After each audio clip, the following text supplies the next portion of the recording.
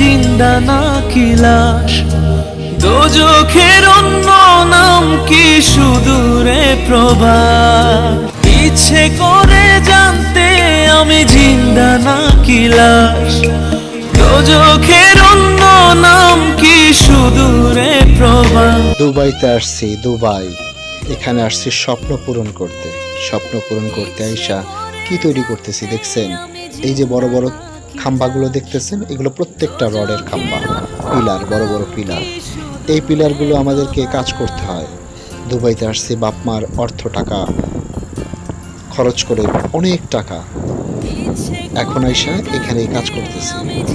এই যে খাম্বাগুলো দেখতেছেন, এই খাম্বাগুলো যদি এক একটা ছুটে কারো গায়ে পড়ে, তাকে হাসপাতালে নেওয়ার মতো আশেপাশে কোনো হাসপাতাল নাই, অনেক দূর যেতে হবে। আমরা দুবাইতে আইসা যে কাজ করি, এই কাজের কেউ কোনোদিন খোঁজ রাখে না, কোনো এজেন্সি, কোনো কেউ না, বাংলাদেশ সরকারও খোঁজ রাখে না।